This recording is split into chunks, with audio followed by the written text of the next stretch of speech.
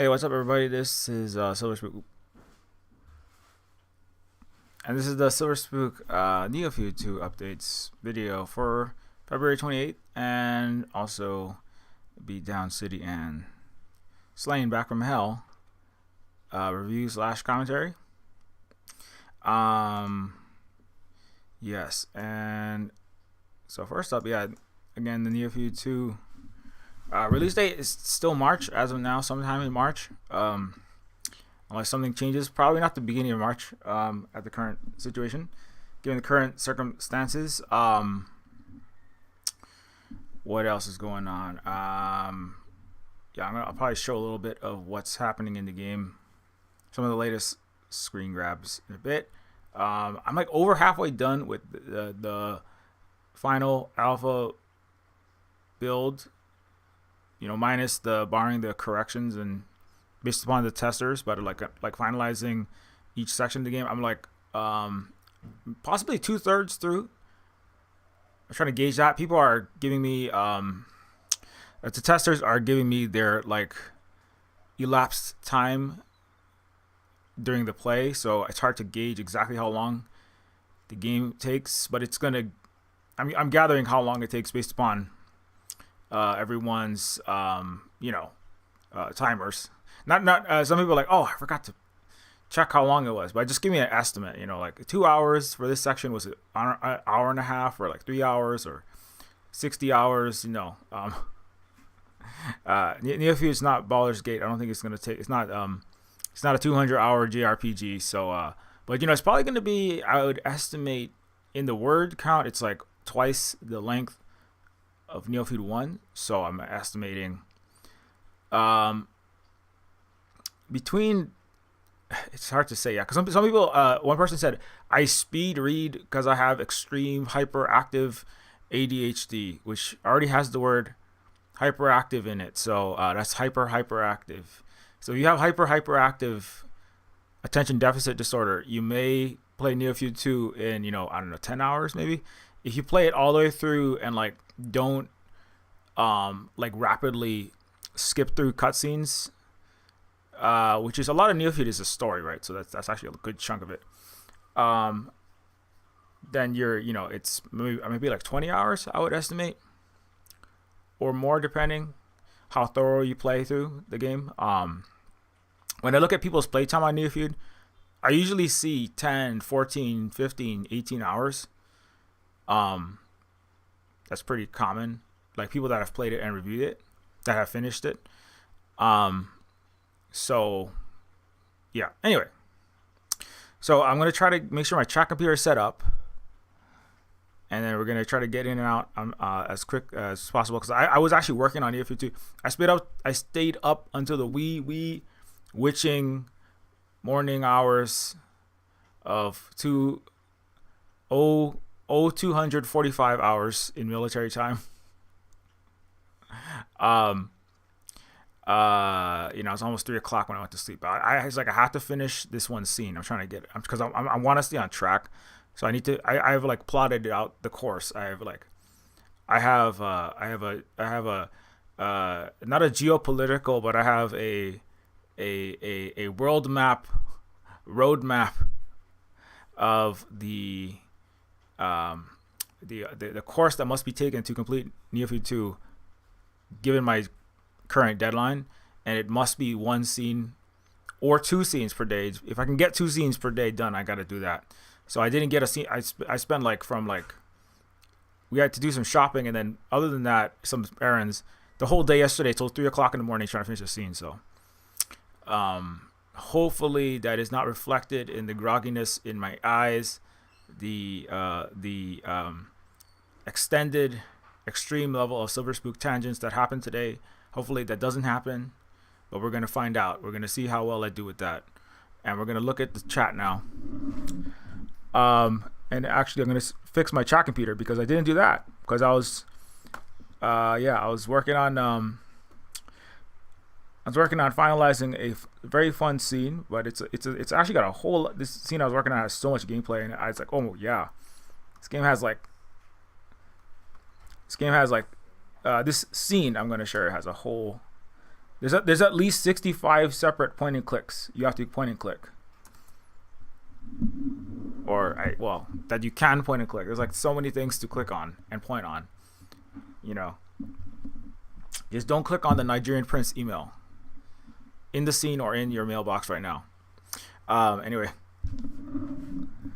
let me make sure this chat is working. What is up, Strin Sam? Thanks for stopping by. What's up? Aurora Terror Bird, thanks for stopping by. Just checking anybody. Not sure if anybody says anything. I'm trying to be more responsive in this stream here, so you know, feel free to ask questions about Neofeud 2 or the games related stuff, or you know, Silver Spook Games / Silver Spook Cooperative. What is up, Coral?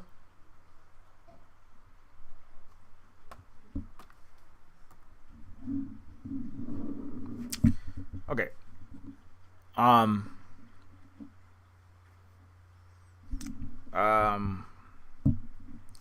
yeah, so anyway, let me make sure. Let me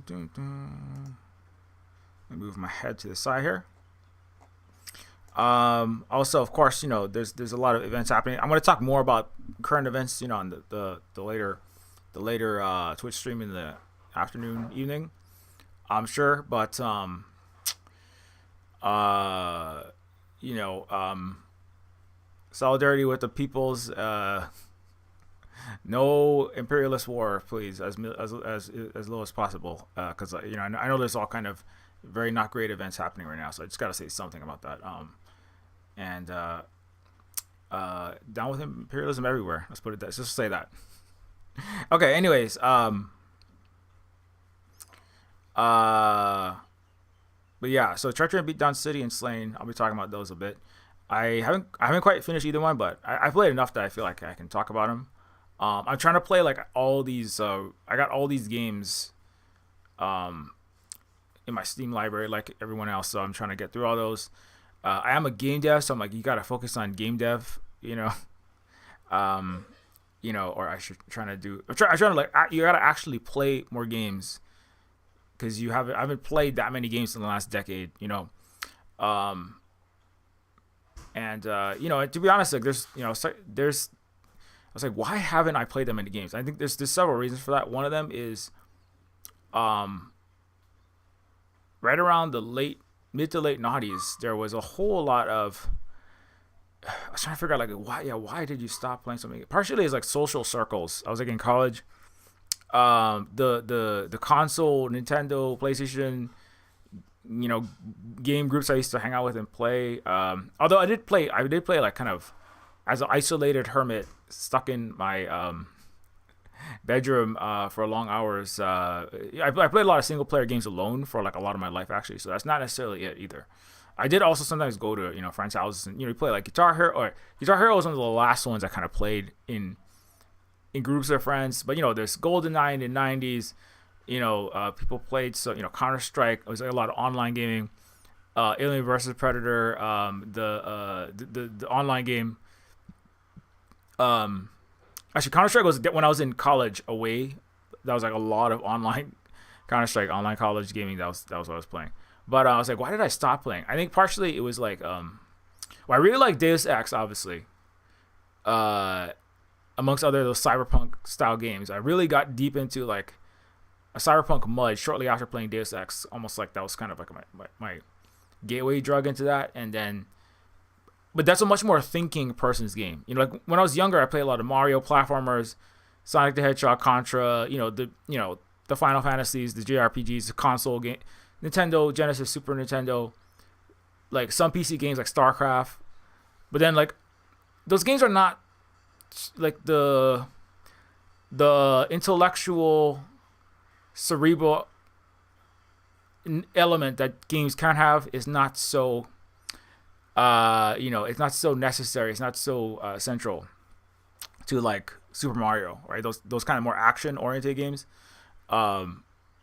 And so you know, it's like what people are there for is more for the gameplay itself, right? I mean, obviously there's graphics, there's always a thing in games, but like but by the time I got to like Deus Ex and I was like in college and I was like reading and thinking more, I uh, I hadn't actually, unfortunately, like it was embarrassing to say, but I hadn't read very many books outside of required English or history coursework for high school and college up until my 20s.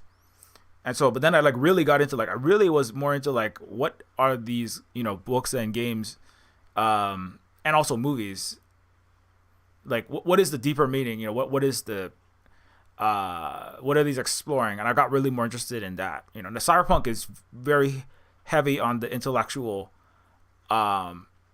philosophical, political, social commentary. Right? It's in the name. Punk is right in there, right? I mean, to me, that was like, I mean, I people have kind of different experiences with this, but I was like that was I was definitely I like the cyberpunk because of like what it was saying, socially, politically, economically, technologically, science fiction, like the science fiction like, as a way of thinking about the world, human society, civilization, and its evolution, and also where our future, where we come from, where we are, where we're going. Whereas like a lot of other games are not so. A lot of other genres other than cyberpunk are less about that. I was talking about this with our kid because we're talking about what one of the mini spooks, the mini bots, the young spawnlings, were like some books are about more about the action and the spectacle, like Journey to Center Earth. Who the characters are not that important, and some books are more about the reason why people are reading them, like the central reason. There's always all books have some amount of character and some amount of plot and some amount of action and some amount of interesting descriptions. All right, but then like people come to in writing, they often call it character centered story versus plot centered story. But it can also be like action centered story, like an action movie versus like Bridgerton. You're there for the people are there for different reasons. Like I was trying to talk about, it's like a beach, right? If somebody really wants to get a tan and it's very cloudy, right, and that's really what their goal was, to tan in the beach, that was a really bad beach day. If somebody just wanted to come to the beach and like paint a beautiful scene of the beach, right, and it was a beautiful day, then that's great, right? If like it was raining and it was hard to paint, then that's not good. Now, if you're a big wave surfer, you don't care about whether it's sunny. You don't care about the lighting of the beach day. You care about whether there's giant waves, right? You're seeking an adrenaline rush, right? You're a daredevil, endorphin junkie. Yeah, you just want to get up on that wave, right? So what you're there for is different, right? So why do I bring that up before I go too far off on this tangents? So part of it is, I guess what I'm trying to say is that it's like a lot of games, like after around in the noughties, I felt like I was changing, but also the game industry was changing. Like there was bigger and bigger corporations, right? Like Grand Theft Auto was one of those first games that really like, it wasn't just kind of like nerds, it kind of went from like Fallout nerds and like weird shut-ins. It's like games was a thing that, more a thing that like little kids played and like weird, awkward nerds, like, Honey, I Shrunk the Kids star, Revenge of the Nerds, would play, or like, people who, people who were, shunned goth and like called weirdos. That was kind of more in school who was playing games. By the time you got to the mid noughties, right, mainstream jocks and like big groups of guys, how I was talking about this. Suddenly, like Holly's brother was just more like just a mainstream, more jockey kind of guy. Him and his brothers were all playing GTA, FIFA, right? All these mega giant Uber dollar capitalist games like EA games, EA sports games. Ironically, paradoxically, EA actually stands for Electronic Arts, and they made like avant-garde artistic weird games in the 90s. Some of them were. And then suddenly they're making these huge like giant soccer games, FIFA soccer, NHL, all the big sports ball games and sports puck games, the football, the NFL games, right? And GTA is a game where we talked about Reloaded last week on this channel, and which is a kind of it's a unlooting game, right, about taking back which was stolen by colonizers and put in Western museums by an African team of artifact liberators. But then Grand Theft Auto, right, was about one of those first games where like let's just it's a game about running around and stealing things and unaliving people and committing mass sexual assault, and it's definitely not like a nerd thinking game. Really, it's not really about thinking. It's about um getting drunk and killing your brain cells as opposed to utilizing them. Maybe that's maybe people will feel offended by that, but too bad. But yeah, let me just check the chat, make sure I don't get too lost before I and not see someone's comment. But yeah, so I think that's I was just kind of reflecting on that this last week. So anyway, long story short, so that kind of put me off from games for a bit, because I was like, I played some big games like around 2006, 7. And I was like, they feel like almost $1 billion Hollywoodized like theme park attractions, right? And there's not a lot of game. They're like slightly interactive roller coaster rides, the way like it's like watching a Hollywood movie as opposed to like playing a game. The way that Deus Ex is extremely intricate, right? You have like it's mouse and keyboard, right? The original Deus Ex, if you've ever played that one, it's got extremely complex dialogue, the political reality. Like you're going from like the United States Statue of Liberty has been blown up, and you're trying to, you're working for the United Nations Anti-Terrorism Coalition that's trying in a projected like 60 years in the future, U.S. future, where you're trying to stop these people that are trying to take back a vaccine for a virus that's basically generated by a U.S. Western-oriented corporation. And you're having all these complex dialogues about like what is the meaning of law and government and justice when you have mass surveillance and corporations that create horrible viruses and then sell at extreme profits, at usurious profits, the cures to these viruses, right? So it's got all. I mean, just remember like playing Deus Ex and it's just like, oh my god, I'm like thinking so hard right now, right? Because you actually have to think about what you're doing and why, like whose side are you on when you're pulling triggers, right? For a U.S.-led, anti-T-word coalition, right? It's like as opposed to like just jumping on mushrooms in Mario, or just running around taking people's cars in Grand Theft Auto, or whacking a puck around in the National Hockey League, or throwing a ball around. I mean, no shade to throwing balls around in hoops. That's fine. You want to throw balls around? I like playing some ball and go outside and do. But then like but that's what I'm saying. It's like it's a different kind of human activity when you're doing the because like you could be somebody who likes to go outside and do physical activity, and then also likes to think about what side you're on when you're you're trying to stop people.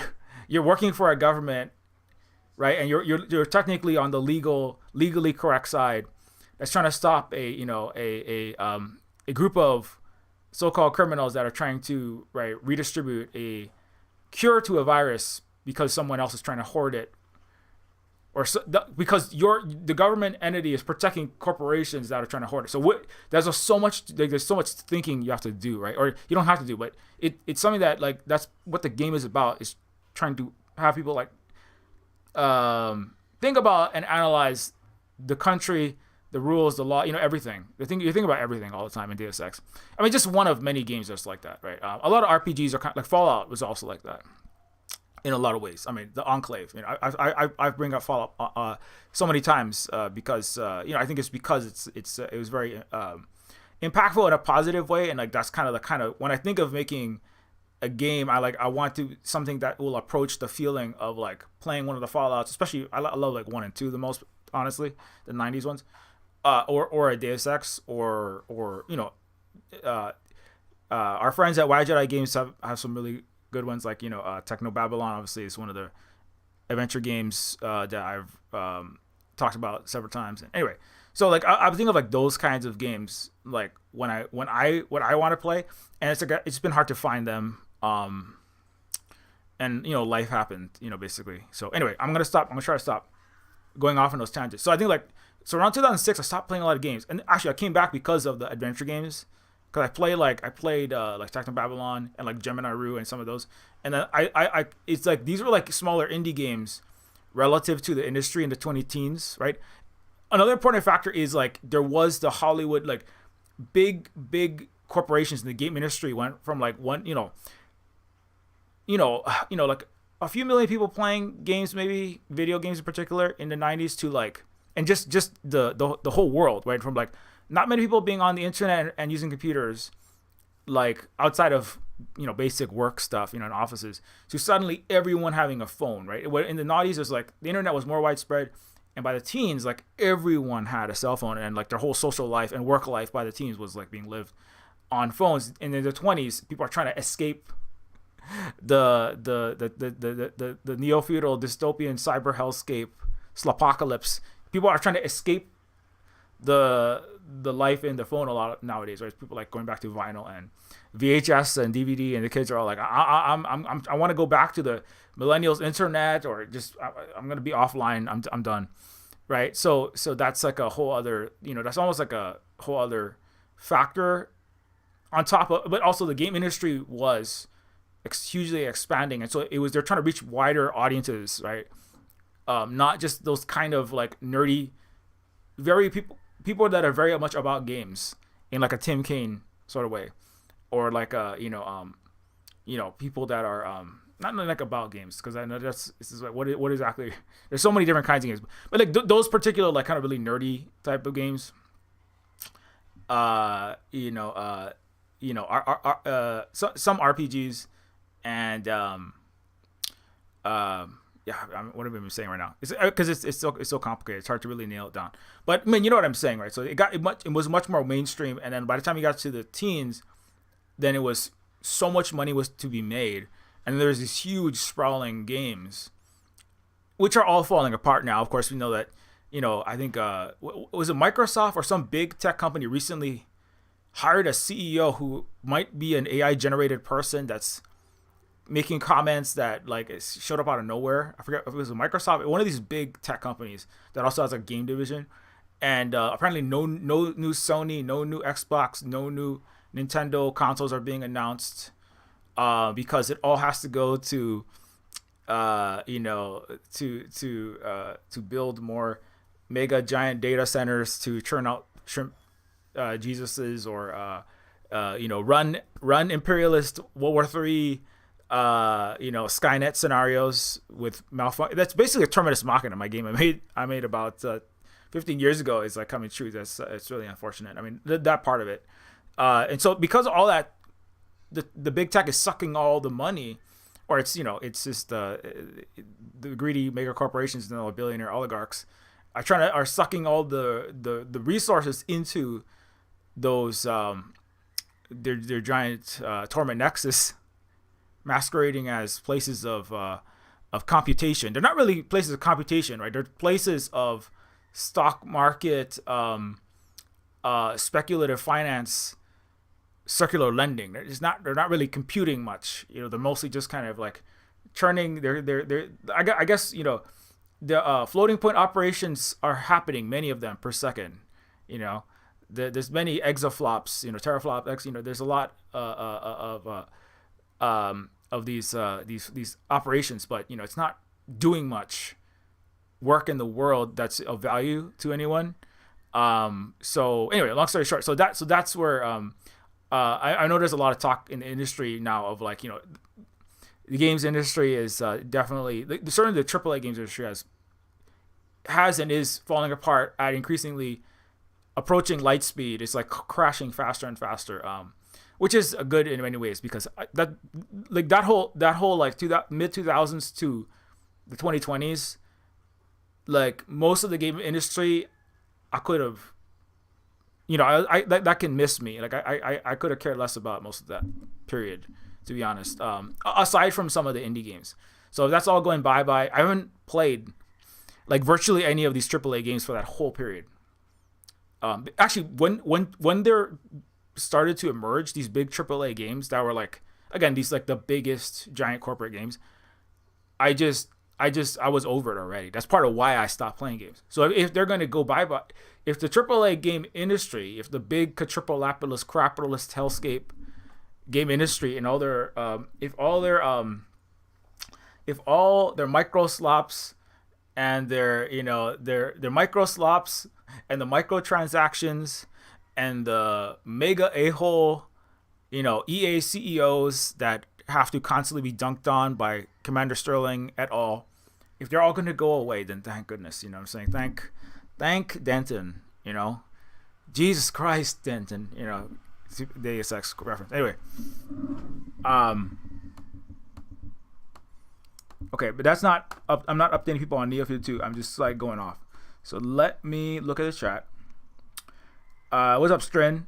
Again, Strin says I used to sell phones back then. Right out of high school, about 5 years. I started on those Nokias. Came out. I love my Nokia brick. You could throw it against the wall. You could use a Nokia brick to hammer in 9-inch nails, like both Trent Reznor's head, but also you could hit 9-inch nails. I mean, don't do anything illegal. You could hammer 9-inch nails into like your floorboards with that Nokia brick. It was so solid. You could detonate a nuclear bomb upon the Nokia brick, and the nuclear bomb would weep in tears because of how tough that Nokia brick was. So I miss my Nokia brick. Can we bring those back?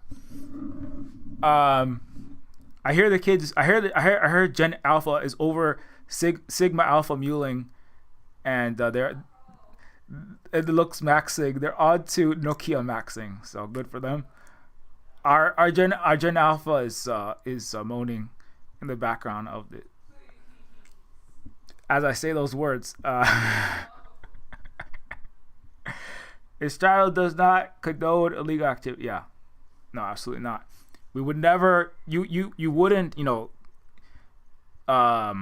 Naughty's Y2K Core movie font. You wouldn't hammer in a Trent Reznor. Just like you wouldn't steal. You wouldn't steal a car. Actually, you would in Grand Theft Auto. I take that back. But and do not harm Trent Reznor. Okay, I'm not. That's that. It really was a brick. I'm leaning over like this weirdly because I'm trying to read the chat. The channel does not condone illegal activities. No. Super excited about Neofeud 2. Well, I'm glad everyone's super excited about Neofeud 2. Strin. Stop playing games after NBA Jam on the 64. My favorite 64 was GoldenEye, right? GoldenEye was probably my favorite N64. We play so much freaking GoldenEye. Oh my god. N64 shoots. Everything else flew out my brain. My brain is not operating at 100% efficiency because of the 3 a.m. Bedtime. What's up to Gio? Thanks for stopping by. Although AI injected memory has become another consideration. Well, that's too bad. It's too bad for them. I mean, because you have an indie game, it's you don't necessarily have a you don't necessarily because like there's some indie games that they get sponsored by the bigger corporations or it's just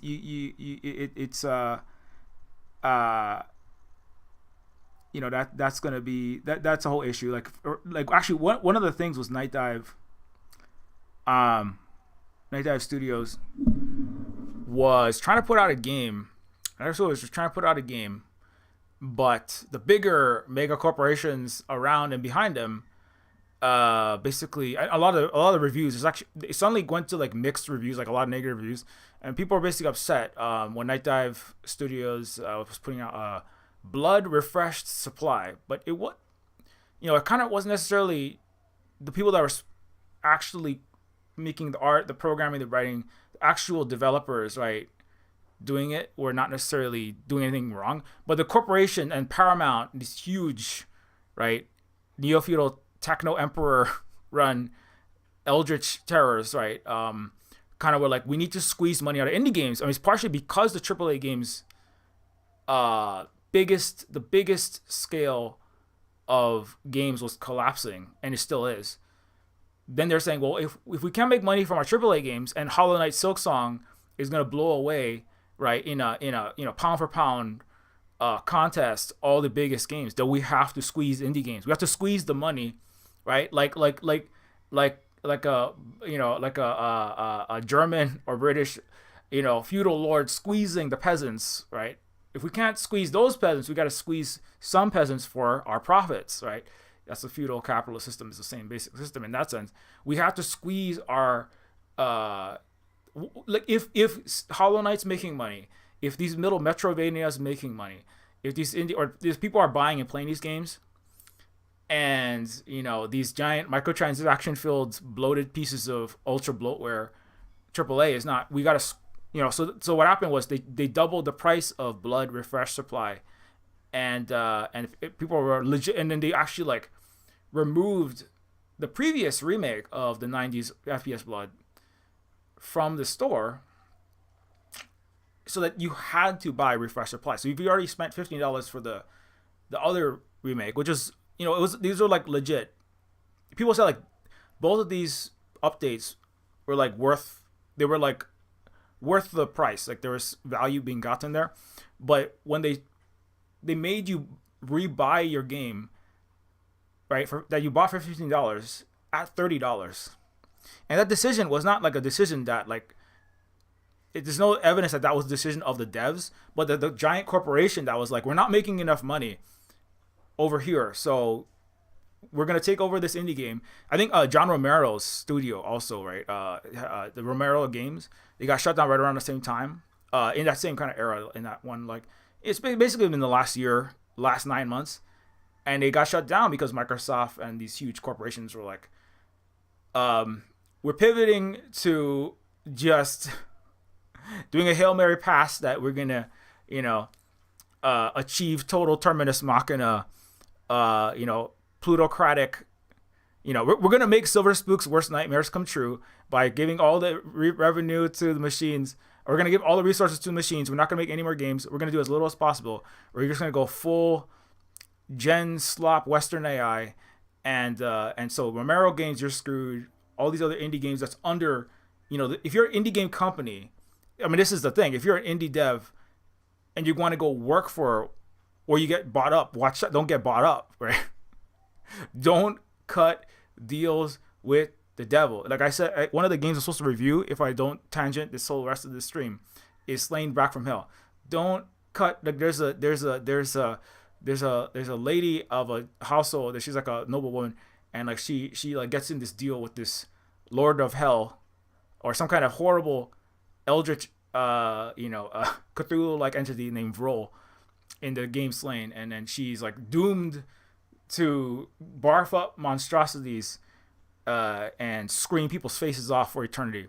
And if you become an indie game company that cuts deals with the real world cyber digital game dev equivalents of Lord Vrol, you'll be doomed to barf up, murderous bank account balance bloodying indie games that you put your heart and you put your soul into, and then they'll be stolen from you, and then people will turn against them because the corporation will use you like a tool to squeeze profit from people who would just like to play games and not have capitalist money grubbing jerkheads interfering with that, right? So it's the AAA. The AAA corporations is just normal Western capitalism, inserting itself into the game industry and the naughties.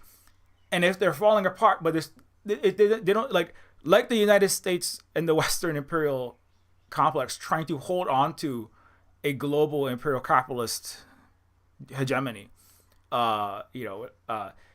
which is what they're trying to do in the Central Asia right now. The game corporations, right, and the capitalist West is not going to just let go of interactive entertainment and people's desire to, right, a multipolar gaming world. They're not going to just let it happen. They're going to try to squeeze every. So anyway, long story short, I think that's a lot of commentary on that. But that so we just we gotta like just be careful, and we need a collective, gamers unite, or like game players and game devs, both in unions, obviously unionizing against these entities and taking back control of your collective labor of art, programming, writing, voice acting, creating music and sound effects, which I do all of those things, and resisting these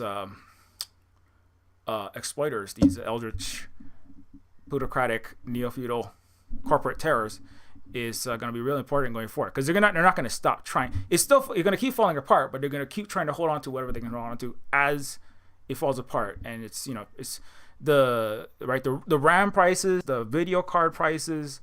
What is it? What is the going rate for a GeForce nowadays? What, to $6 million?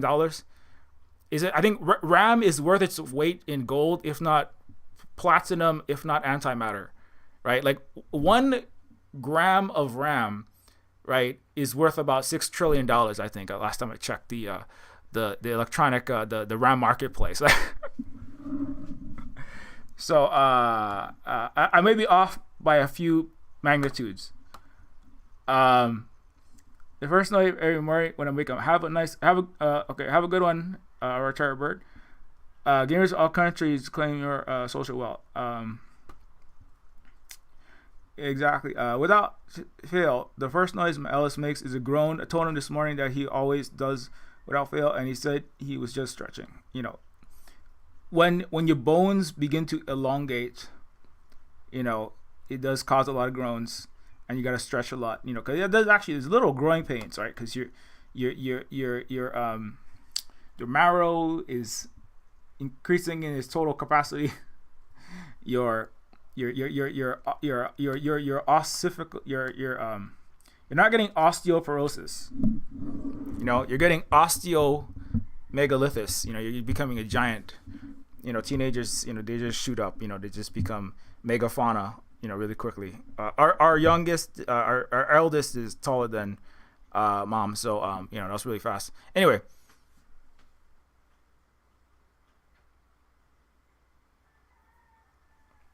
Yeah, is RAM worth $6 trillion? I mean, I gotta go sell this. I gotta sell the Neofeud 1 dev laptop, because if that's the price of RAM, that's the retirement plan. Just, hey, this is the Gen Alpha. Here's your retirement plan. Just take your millennial parents' old RAM chips out of their Alienware Area 51 computer, okay, that they're still playing Stardew Valley on. And then sell the RAM. That's your comfortable retirement right there. Just sell the RAM out. That's I'm half joking, because like some people are like, my retirement plan is to keep this Toyota 4Runner running for the next 10 years. So in the apocalypse, when Toyota 4Runners are worth, because there's no Western cars being made or sold in America. Maybe Canada might get some EVs from China, but then I'm gonna sell this Toyota 4Runner for $1 million. That's my retirement. That's how I'm gonna finally build a house. On the prairie, on the unceded territories of the indigenous peoples that I'm nearby. I'm gonna request permission to sell my 4Runner and about 5 sticks of RAM, and then build my house out there next to the food forest.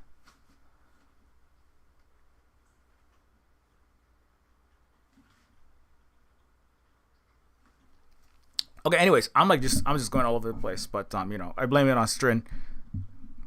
I'm just kidding. Okay, anyway. But yeah, so anyway, so long story short, if you have any questions still about Neofeud or Neofeud 2 stuff, feel free to ask. Okay, I'm just gonna share one of these, and I'm gonna. Okay, it's 12:47. I'm gonna quickly share like some of the latest Neofeud 2 material, and then I'm gonna quickly go over the games that I said I was going to review. Okay, let's stick to the plan. Okay, here is one from today. Wait, let me see this. It's another one.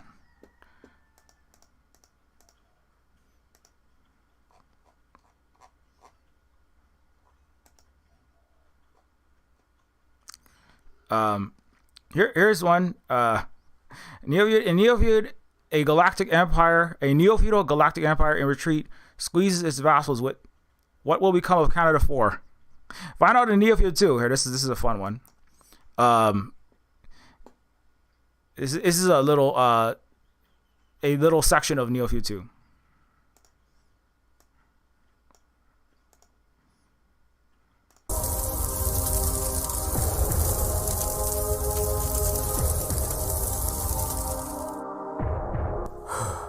What a mess.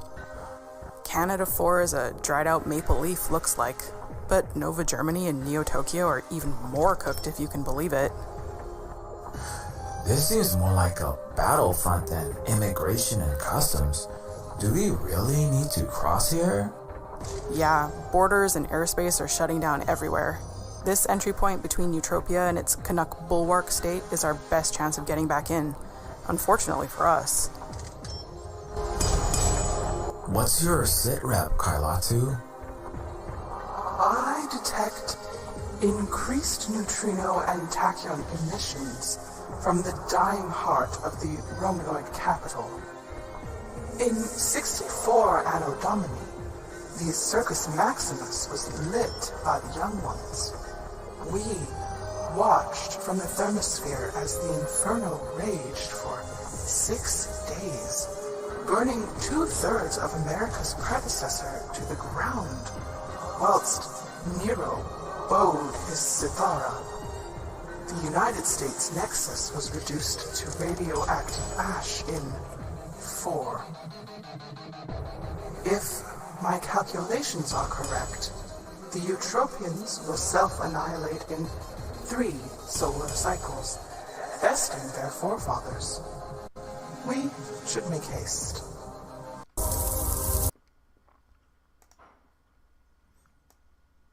So anyway, Neofeud 2, Canada 4, the Canada 1 to 3, didn't quite work out. They kept on chopping down all the maple trees for profit and, wrecking the land and the U.S. So that gives you a little bit of the scale of Neofeud. Neofeud 2 is not on Earth. Most of it's not on Earth, and but it does deal with a global drive toward what happened there?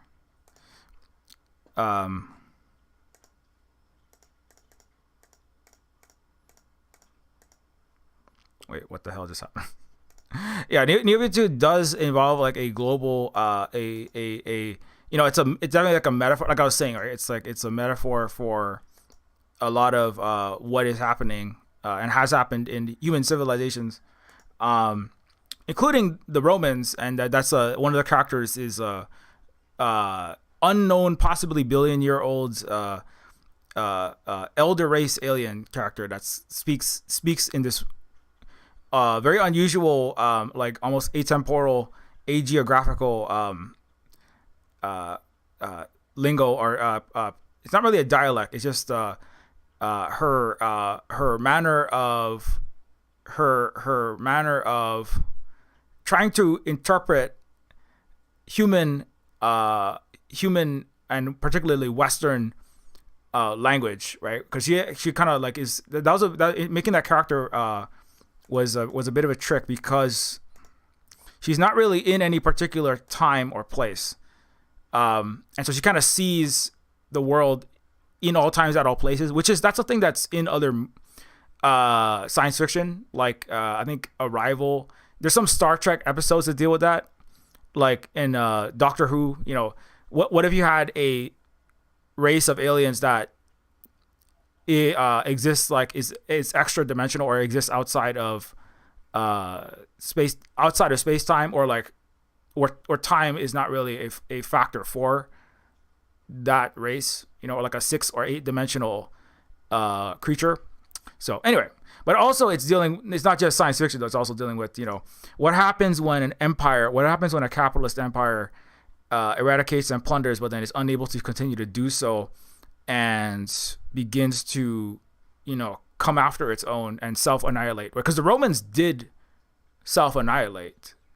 The United States empire is self-destructing, but not just the United States. It's really the collective colonial capitalist world is, again, like we were talking about earlier, reaching its, it reached its apex and its ability to mass unalive and mass abuse the world, including children, vis-a-vis, the Epstein files, of course, as being amongst other methods of abusing children. Its ability to get away with that and to exploit is drawing to a close. So what will it do when it draws to a close? And so Neofeud 2 asks that, part of Neofeud 2 is asking that question. What does an Earth empire in retreat do? Right? Including squeezing its vassals, threatening to take Greenland, putting tariffs and lobbying threats to Canada, Europe, Japan, right? Forcing concessions from everyone at all times, and increasingly becoming erratic, chaotic. The internal contradictions as an imperial structure, it's not just a country, it's a whole structure, it's a whole system, it's a whole set of systems, lifeways, ideas, like ways of relating in the world, as in all ways. It's really religious as well. Western Christianity cannot be disentangled from colonialism vis-a-vis missionaries, and even this idea of mission civilizing, the civilizing mission civilisatrice, right, as the French would call it. And so, like, what does that unraveling look like, and what does that mean? What does the emergence of a multipolar world with many different peoples, including just the peoples of Africa, Asia, Latin America, the global majority, look like? How does the rebalancing happen? What eruptions and what changes happen within the former dominant colonial powers? What changes happen within the formerly colonized powers, right? And I don't feel like that's not really been explored, because partially it hasn't been able to be explored maybe previously. So, and I like, that's one thing I really wanted to investigate in Neofeud 2, where Neofeud 1 is mostly just taking place inside of a New York City like place, like it's top to bottom, right, from the ghettos to the gilded, corporate penthouses / palaces, which are basically the same thing. From the bottom to the top of the society's economic and social and political classes, what does it look like? But like Neofeud 2 expands out to the farthest reaches, right?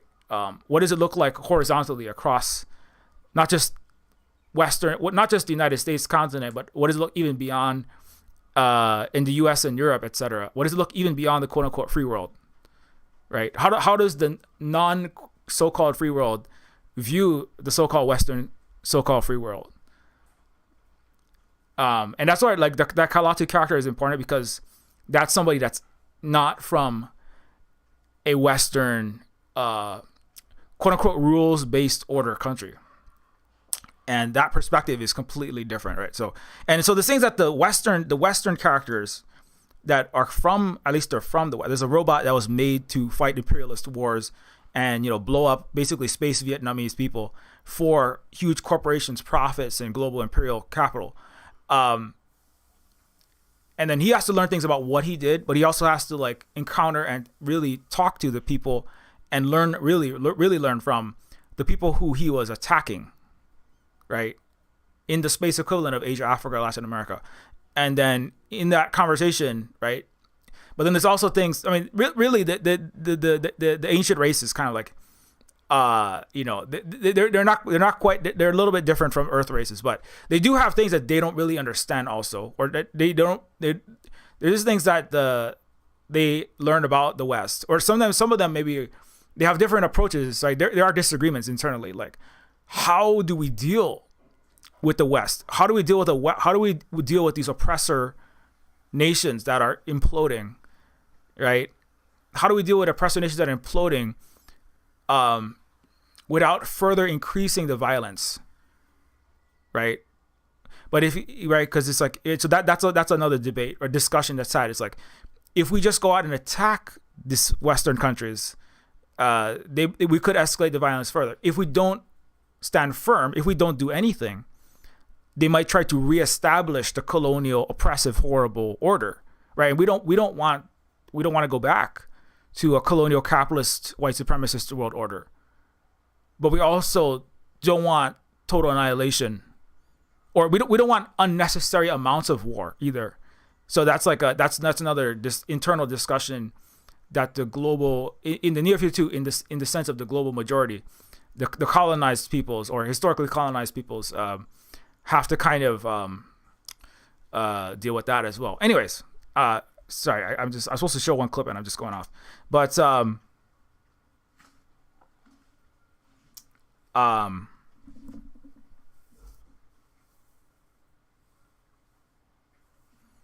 Canada 4, yeah, Canada 4 is for, yeah, so Canada 4. There's Canada 1, 2, 3, and Canada 4. And then there's Nova Germany and there's Neo Tokyo. And all the vassals are not doing very well in this timeline, you know, as the galactic West implodes, right? It's kind of it's also implied that this has happened before several times. Like, oh yes, in this previous collapse, it took you 6 days to burn the capital of your enslaving, murdering empire. This time, and the previous time in America, it took you 4 days, and so this time, I estimate approximately 3 days. You know, there's the Ethiite. There's like a space equivalent of like Mecca / Ethiopia, and like they have like Western studies, and it's like this. It's an anthropology of the collapse of Western colonial structures, and that people do papers on this. There's also equivalents to that, like in non-Western countries, where they actually study the most successful civilizations at resisting imperialism have very close studies of the United States, Europe, all those countries, their histories, their economic political structures, their religions, their financial systems, their elites, and they study it very closely. That's how they're successful at dealing with them. And so there's one part where there's entire like university departments in like this huge non-Western academic organizations that just study the collapse of Western capitalist imperialist racist societies and how they destroy themselves.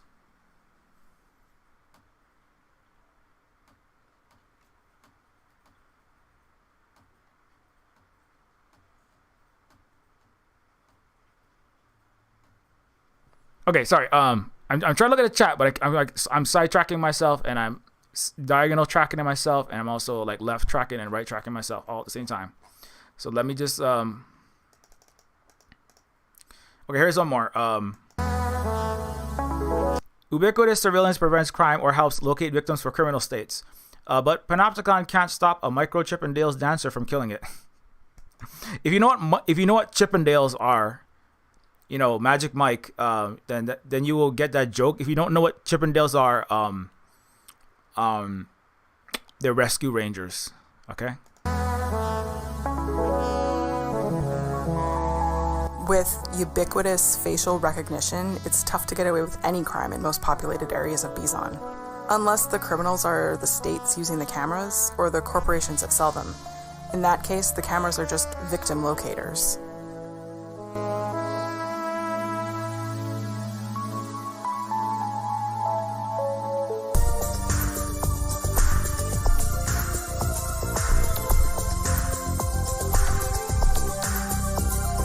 Cease and desist this excessive celebration at once. Don't mind me.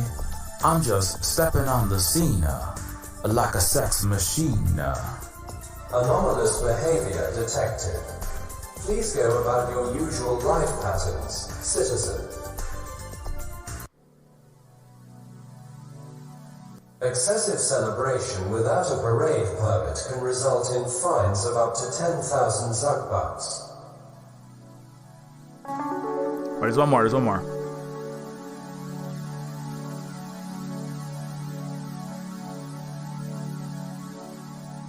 Citizen, are you engaging in public protest?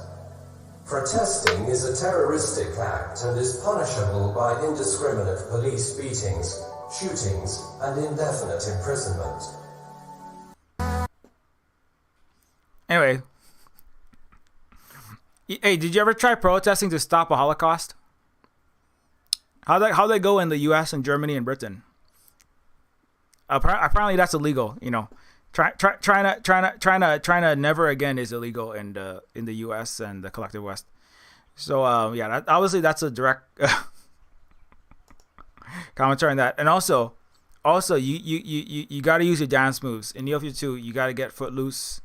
You know, it's fighting the system requires extremely good running man. You know what I'm saying? If you want to fight the man, right, you better be able to do the running man. And I don't just mean the movie that recently came out that is a remake of Arnold Schwarzenegger, right? That is also about fighting the man. If you want to fight the man, you got to do the running man, the dance, and then also watch the movie and learn what happens at the end of it. Okay, anyways, who is that? Katie O'Brien and that guy that was in Twisters. You know what I'm talking about, Running Man? That's not a dystopian not necessarily cyberpunk. It's this dystopian sci-fi though. That definitely has political commentary. If you watch the Running Man, that's definitely got some. There's definitely some political comments happening in that one.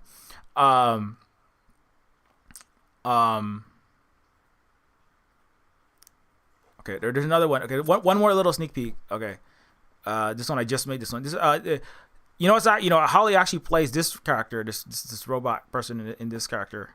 The little I play the Micro Chippendale stripper robot.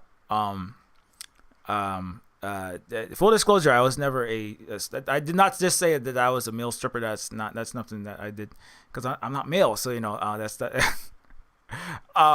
Well, I was never an exotic dancer, although sometimes I randomly dance on streams, legally, without violating the TOS. Anyways, this is a Deus Ex. Before I dig myself into a weirder, deeper hole, let me just open this up. This is another scene where Deus Ex returns to save Chrome Apostles from the great fail state. Grease be with you, and may the Holy Ghost fill your machine. And the robot character is actually played by Holly. Just a fun fact.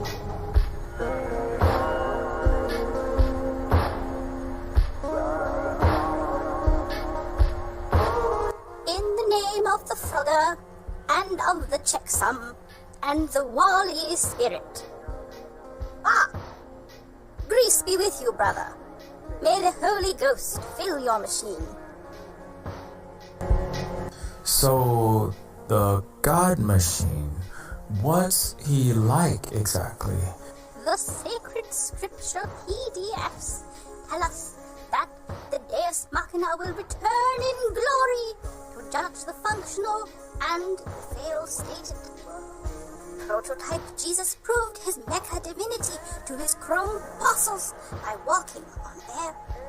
As word of his heavenly feats spread throughout the earth, millions, then billions of our discarded brethren, rusting in the landfills, stood up to follow the Deus Machina, for they knew he truly was a god. The God Machine could walk on air, you say? Indeed, brother, it is written in the Holy RTF. The Holy RTF? You mean .rtf? Rich text file? Do not take our Lord's book's name in vain. Such sacrilege. Anyway, this part's a bit more lighter, I guess. Well, not necessarily lighter, but it is funnier. That is what's his name? That is the Chromestian R3P2, the Chromestian religious robot who awaits the returning of the Deus Machina to save all from the failed state. Not just the failed state of Neoliberon, the failed state of the Space United States, but also the failure state. You know, when your computer goes blue screen of death, you know, it's a failed state also. And you know, may Grease be with you. May the Holy Ghost fill your machine. Yeah. Obviously, there's a lot of Deus Ex. I just talked about Deus Ex earlier, so there's a whole bunch. There's many Deus Ex references in it. There's actually a guy that kind of looks like a Deus Ex protagonist that's somewhere in the background if you play Where's Waldo with that scene.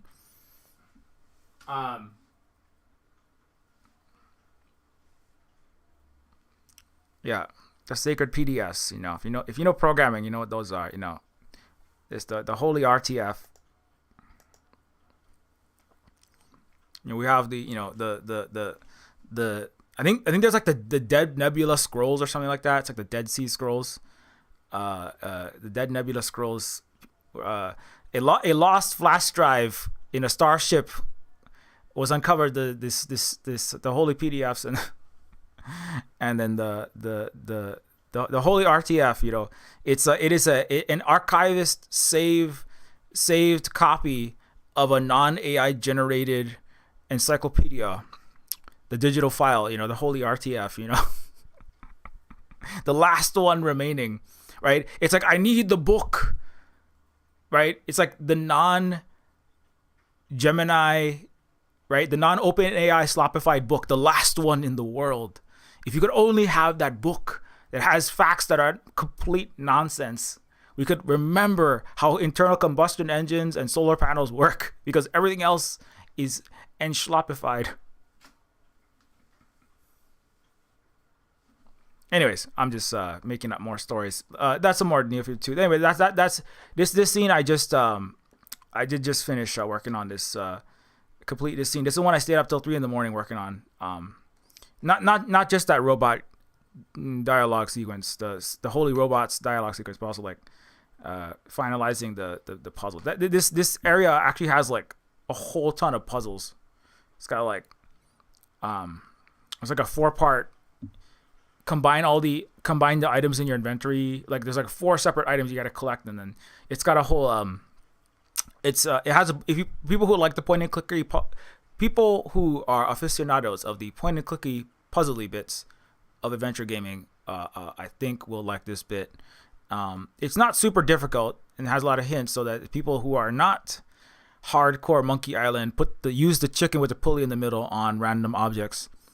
Because some people that are testing it, I noticed that like people who know how adventure games go, they're like, oh yeah, of course I'm gonna take this gallon of Valvoline oil and stick it in my mouth. Of course I'm gonna do that. But other people are like, why would I ever stick that object in my mouth? Why would I ever have a chicken with a pulley in it?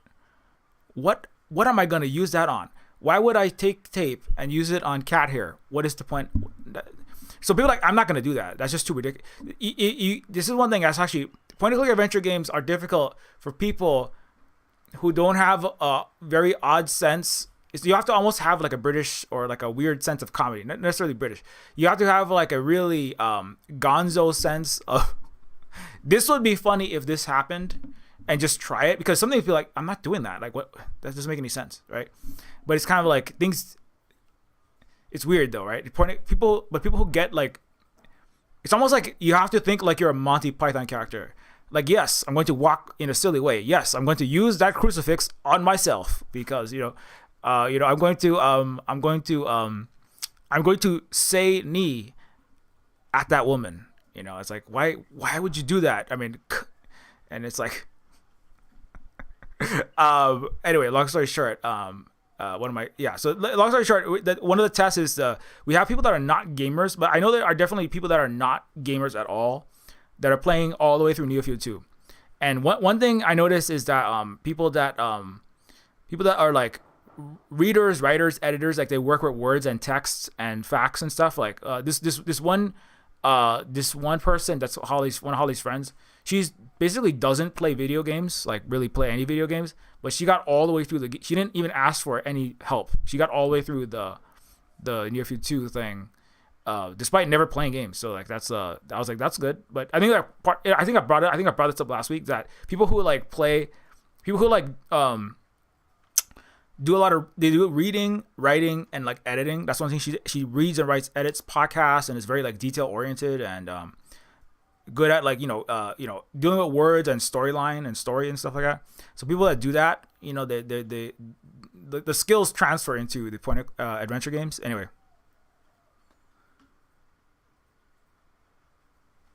Okay. Anyways, that's it for that. Okay, I gotta.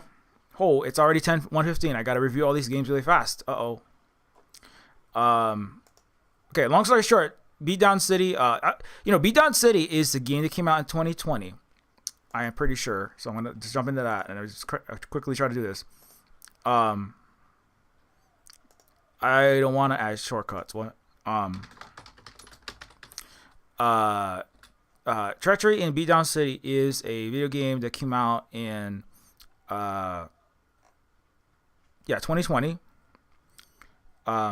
New Challenger and Huracan Works. Let's just play this trailer real fast. I just gonna say, if you like, it's almost like Undertale / Deltarune, but like for Double Dragon or something. Not quite, but it's like, it looks like a Double Dragon Nintendo beat 'em up, but it's more like a RPG. I mean, I haven't played a lot of games in the last 20 years, like I said. So a lot of my references are. This is part of why I'm trying to play more games. So I just, like I said earlier, I've been a bit out of the loop. I've been making games, not playing them as much for a while. So but yeah, this one it's definitely, I recommend it definitely though. It's a really interesting, fun. I mean, it has a lot of politics in it, right? Like I was saying earlier, that's something that Deus Ex and like Fallout has. And this is not a RPG or a first-person shooter immersive sim like those games, but it is definitely trying to say something. It's not just, you might come for the Nintendo nostalgia, but there's more going on in this game for sure.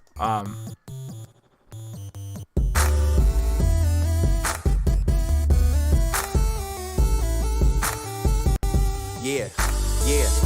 They call me when ninja people attack the street. My president's black and y'all gon' give him back to me. I spend half the week training and doing tournaments. I spar with gangbangers with Yankee shuriken. Yeah. It's too late now if you out of chances, bro. Your hands is low, gotta hail an ambulance to go.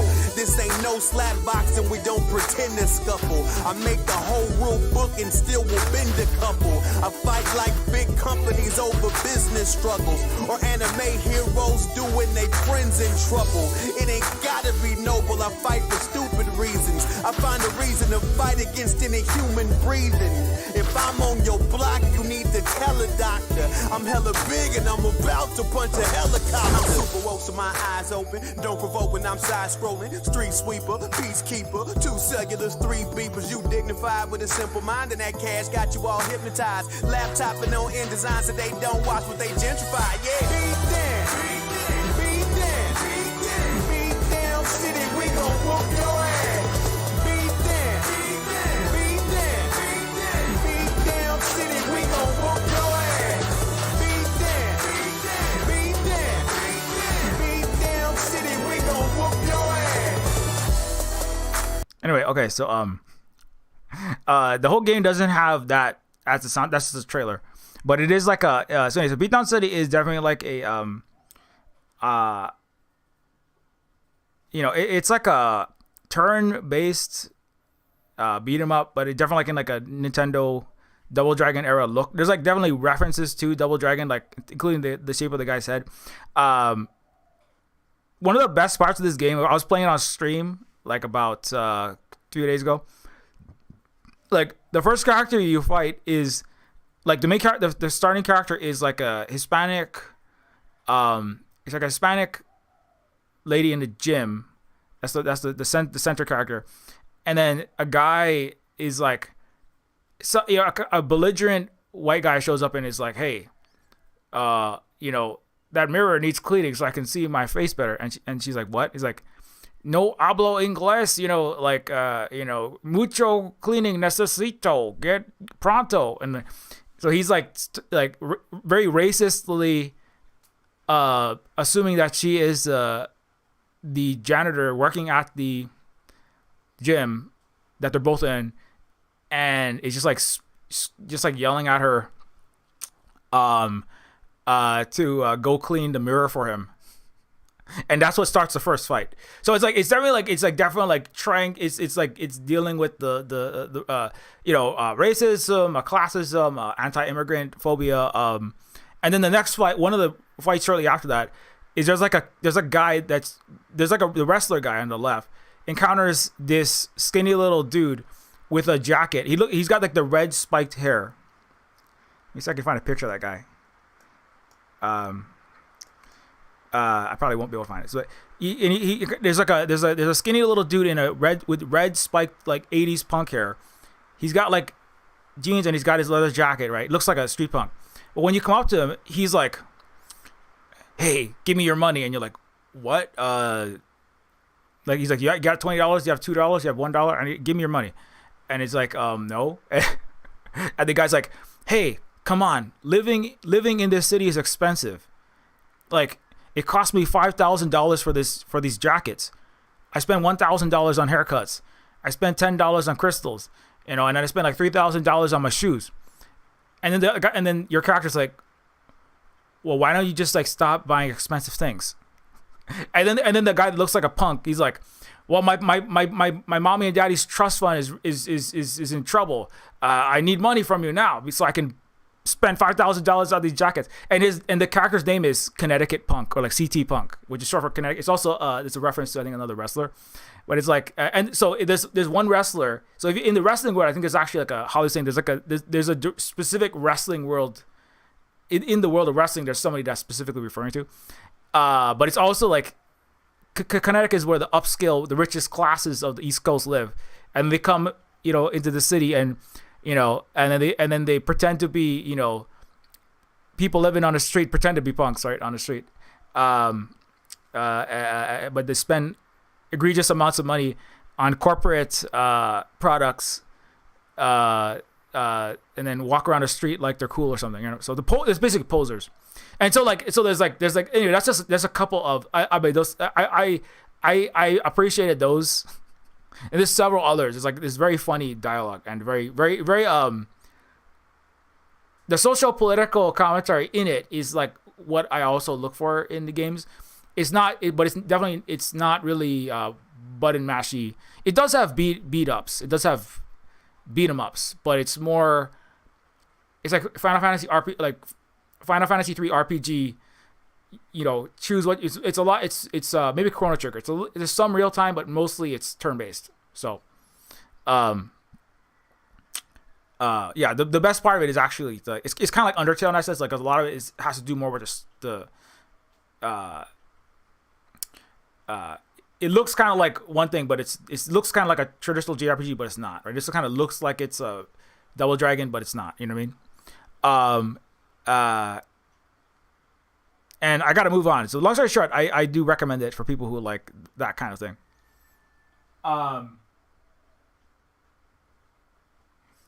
Street Cat Low says banger alert. Yeah.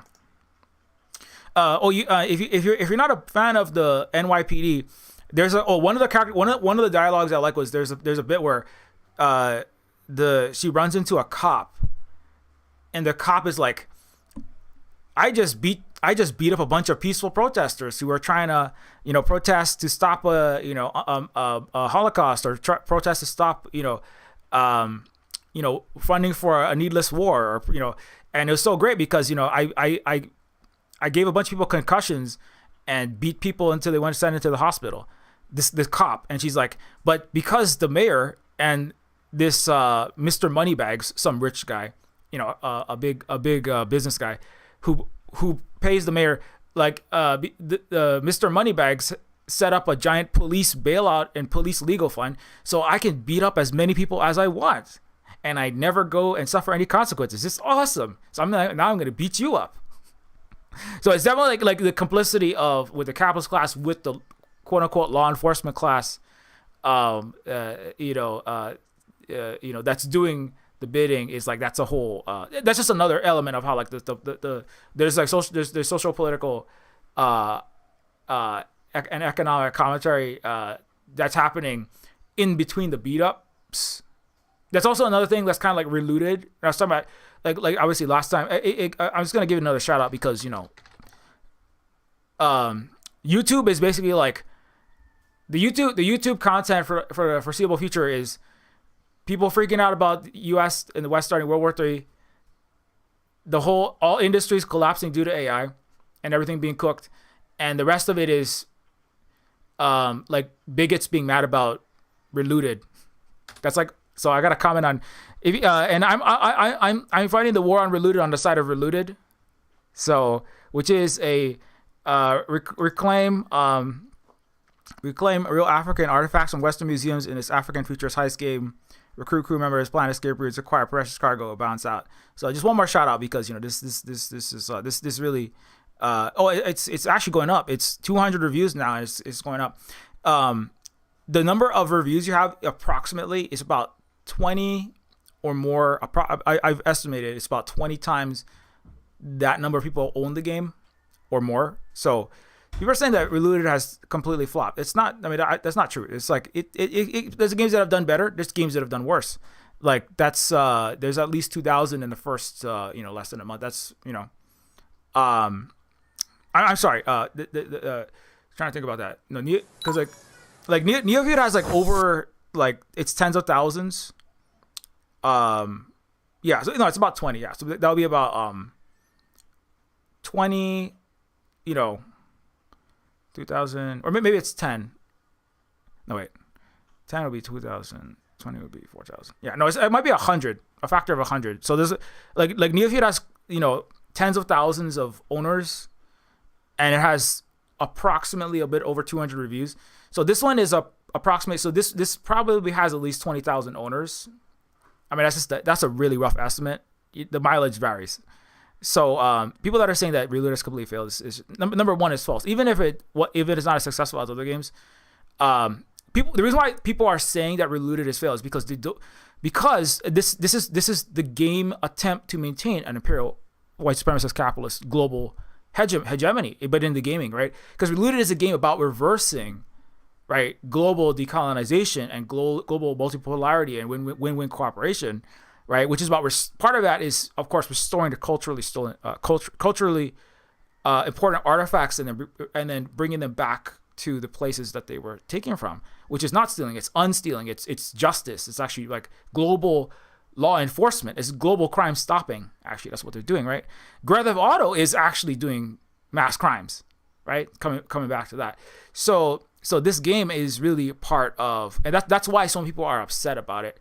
And I think some people are being paid to be upset about it, because if more games and being pushed to claim that it's bad, it's not working, because if more games like Relooted get made, right? That's why anytime something that has people of color and women and is like starting to move outside of a Western white supremacist patriarchal structure gets made, you have to attack it in the same way that you have to attack, a global South country getting free from, like Cuba or Venezuela. Anyone trying to chart their own path. Or an African country like Burkina Faso, trying to get out from a Western white supremacist capitalist imperial structure, you have to attack it. And in that case, economically, with sanctions, with wars, with bombs. And in the cultural dimension, you have to attack it online. Obviously, brigades, just like racists and just naysayers and anti-woke, gross people of all kinds. Verbally, with videos, and you have to attack it culturally and politically. And in the discourse, you have to attack it verbally. You have to attack it because if more of it's made, this is going to start to rebalance the whole planetary structure, because media does matter. I mean, films and television and TV, our Black Liberation Media and Millennials Killing Capitalism. I know we have fans in this chat that watch those channels. They talk about this all the time, and right. And these are some of the to me, like, this is one of them games it's if we get like a whole bunch more of these, right. And Black Myth Wukongs and other things like that, right? That's not Western centered. That's not U.S. Western centered. That's telling a different story. That's going to start to really culturally reshape the global, order. And one of our friends, Dr. Chris, wrote a book called Open World Empire. That's about how video games, including massive open world games, but all video games are part of building a global imperial colonial capitalist and maintaining that order. Because it reshapes the mind, right? Just social media and games are very interconnected in many ways as well. And they help to reshape the global mind, which is what is a big part of what builds the global reality. So anyway, long story short, I keep spiraling out of this, but long story short, go get it if you haven't. And so Beatdown City is a game that's like in the same. it's not the same, but it's like it's definitely trying specifically to say something that bigoted people and people that are, let's just be real, like that are they're racist, xenophobic people are gonna not. And if you really love the cops when they come and beat up people in Minnesota and New York City, if you really love cops that do the bidding of big corporations like that and then get bailed out for free, this is gonna piss you off. You know what I'm saying? So, okay. Anyways, Beatdown City. Okay, and lastly, okay, I gotta get out of here shortly. So I can't take too long. But last one is Slain. Slain Back from Hell is a game that is made by the company that made Valfaris, which is I think it's Steel Mantis. Steel Mantis, I think made Valfaris, which I reviewed that like about 2 weeks ago and or at least commented on it. And this is like the game that came before that, 2016. Apparently, I heard based on some very cursory research that it they didn't have like the best. It had the release. Unfortunately, didn't result in the best like press when it first came out. Apparently, I'm not saying they did a bad job. That's just what I heard. So I mean, I'm saying that because like if whatever the reviews say, or the number of people that have played it, when I played, I was like, I would say I just played it 10 years later. It came out in 2016. But I was like, I definitely liked it a lot as well. It's a game that has, if you like hack and slash, if you like heavy metal inspired arcade combat and puzzle elements, and there's definitely gore. There will be blood. There will be blood, guts, brains, people chopped in half. So if you're not prepared for that, this is not your parents' Mega Man. Okay, this is not your Xennial's Pac-Man. Okay, this is not Tetris. This is not your flattening some mushrooms and this is not dropping some blocks down and chill cozy. I don't know if this counts as cozy. I don't know what cozy even means. I still can't figure out what that word means basically, but it's definitely not cozy in the sense that it is just relaxing. Although weirdly I find playing these kind of retro games relaxing, but it does have a lot of gore. It has a lot of it's very metal in that sense. It's metal like the movie Deathgasm is metal. You know what I'm saying? Not just that it has distorted guitars and people that sound like they're ripping their vocal cords into little bits of roast beef. It's metal in the sense of there's giant axes and swords chopping various appendages and torsos, and things. Blood shoots out of them. Like you die. Like actually, one of the achievements is dying 100 times in all these different ways. Anyway, but long story short. So if you're into that kind of stuff, I mean, I liked it a lot. The art's amazing. The Valfaris, the music, the soundtrack is, all the Steel Mantis games. I'm gonna have to play all of them just for the soundtrack. Epic metal soundtrack.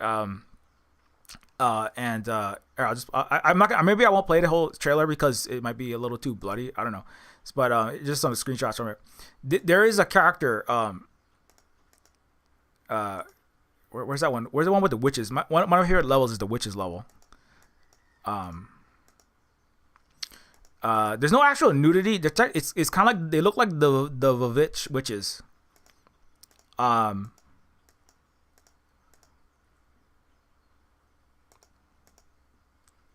to find that. Okay, I might not be able to find it. But anyway, so there's a one level where there's a character that's like there's Vavitch, like the Vavitch, David Ager's movie, you know what I'm talking about? And they're like walking around, they're like basically naked. You can't actually see anything, but they're naked, like actually they're not even as naked as the succubus in Diablo 1, but like they're walking around like their hair is covering everything, like really long black creepy hair, and it looks like they're wearing gloves and like knee-high boots. But if you look closely, like their entire hands and their legs are just soaked in blood. And they have like the other mother from Coraline length fingers, and they like come and they slash you into pieces if you get too close to you. And then there's like a Cthulhu witch, giant witch that like shoots out tentacles from the mouth, and generates more witches. And then the leader of the witch level, the final boss, is like this fallen noblewoman in this haunted castle, who is she's a fallen noblewoman in a haunted castle, who has been converted into all the bosses are huge in retro games, right? So there's she's like a 12-foot tall floating banshee that when she screams like Sindel, your flesh just like incinerates and melts off, and you're like a standing hand extended skeleton that just crumbles. And then she also there's little ghost like creatures. All the design is amazing in this entire game. The sound, the art, the animation, everything's great. But like I'm just commenting on one of them.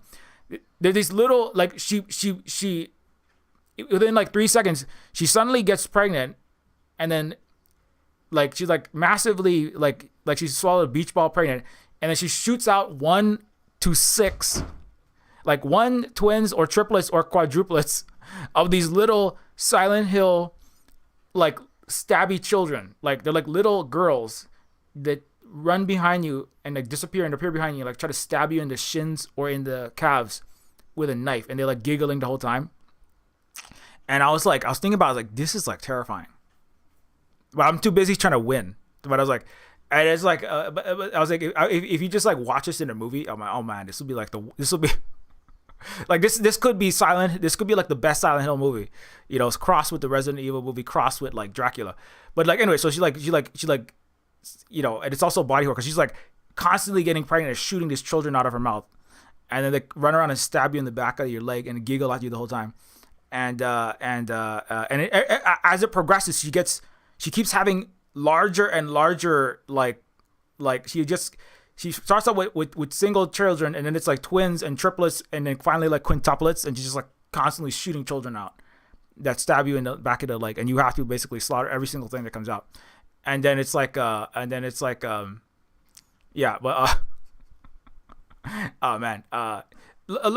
you know, it's gory though, so you know, you gotta be, you know, if you're not into Holly and I are watching this TV show called From, which is it's actually horror, but it's suspense, it's scary, but it's not just like Fargo or something, you know. It's not just like, oh, it's a show, it's a little town in the woods and then there's investigation and mystery. Oh yeah, it's one of those shows. No, there's like things come out and like rip your torso into pieces. There's like faces that have as many teeth as Melina that come out of the windows and stuff like that. So it's like anyway. So the long story short, so yeah,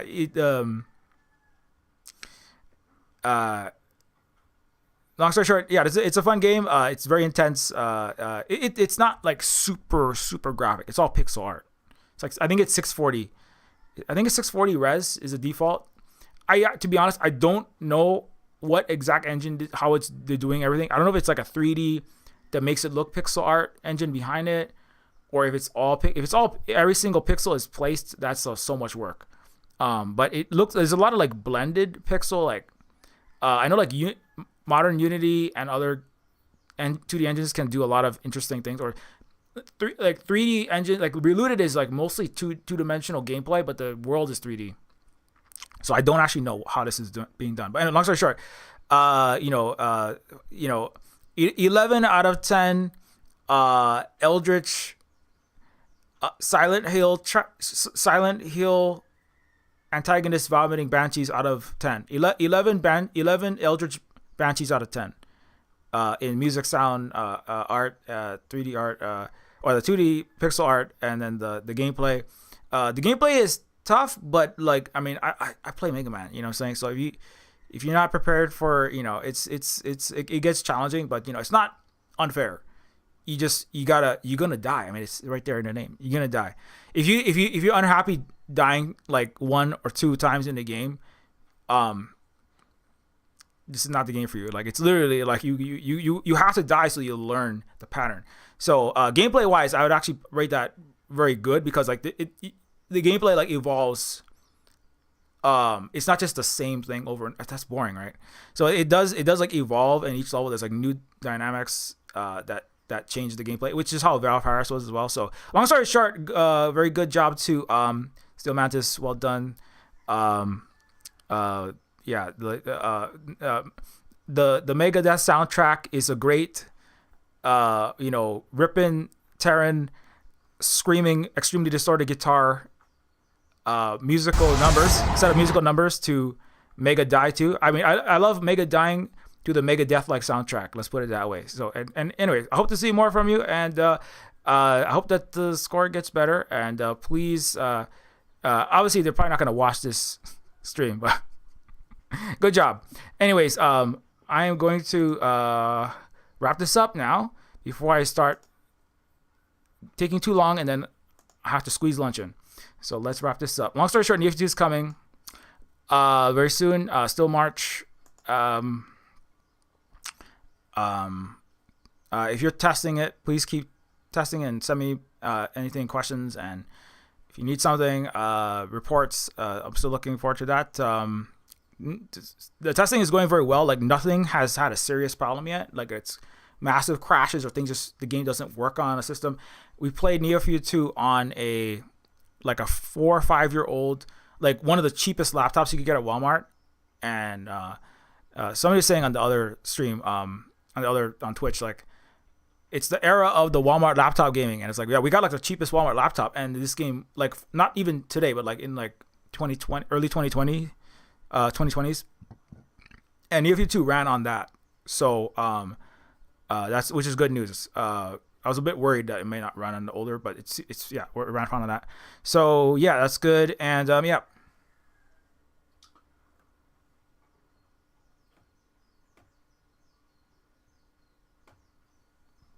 All right, time to wrap this up. So anyways, if you would like to help us out at the Silver Spook Cooperative, don't forget you can help us out at ko-fi.com/silverspook.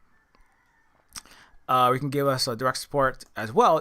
And with the least amount of cut not coming to us, you can also help us out at patreon.com/Neofeud. Consider becoming a patron and help us keep on completing games like Neofeud 2, and of course doing various other educational activism work, including restoring our. I'm also a native Hawaiian here in Hawaii, and we also do environmental restoration work, restoring our food forests, and including restoring our social, political, and economic systems, including our Ahupua'a, our indigenous Ahupua'a trade system of resource management, which we're also participating here in. If you want to help us with that, and of course get access to the Silver Spook Discord, behind the scenes of what we're working on, and the Silver Spook University, which is over 1,000 hours of all the content we have produced, categorized according to topics, then you can also get access to all of that when you become a patron. You can also grab Neofeud 1, which is already out on Steam or also on itch.io. And if you get it on Steam, Neofeud, of course, is a retro cyberpunk adventure game, which you probably already know. But in case you don't, like, this is some of Neofeud. And it's also a game that supports everything we do here. I spent 2.5 years as the writer, artist, programmer, musician, and half of the voice acting on this game. And it is a game that if you have a second to leave even a very short review for it, it does help us get it discovered in the Steam algorithm, so consider doing that. You can also grab Neofeud on itch.io for Windows and Mac and Linux, and other games such as Decolonators, where you literally, I mean, are you worried about what's going to happen, and are you upset about what's happening with an empire that you might live in or be in a collaborator country with? Decolonators is a game about people that fought against an unjust war, imperialist war making country, and won. And Decolonators I made with our friend Luna Oi, who is a Vietnamese educator and person as well. And we also have Indigenous Star. Decolonators might be one of the most directly political games, like just purely that we have made. Indigenous Star, Pigeon with Gun, and several other games. If you like your retro platformers, because I brought up Slain Back from Hell. Pigeon with Gun is definitely it is political, but in the Silver Spook sense. But it is also definitely like a retro platformer, but more like comedy centered. And there's also, of course, Terminus Baka, a Neofeud short story collection, and Woman, a book by Holly, critiquing right-wing conservative Christian culture. And of course, it's also, you can follow all over the place, including on Blue Sky, Silver Spook Games, Silver Spook Guy. You can also follow on Mastodon at silverspoongames at wanderings.shop or at silverspoongames at mastodon.social. You can follow on Twitter and Instagram. Look for Silverspook or Silverspook Guy.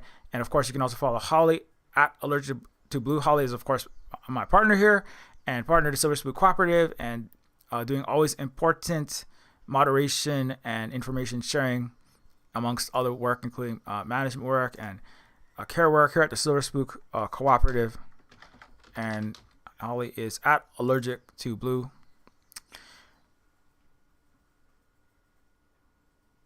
And yeah, anyways,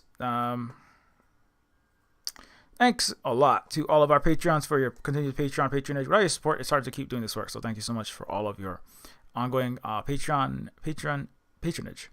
And yes. Okay. Anyways, now it's time to go. Until next time, keep your mirror shades polished, be excellent to each other. Watch out for the banshees that scream your face off, and let's keep on building that better world and unlooting those stolen culture artifacts and game industry from nasty peoples, and also beating down in a video game some nasty peoples, and we'll have a good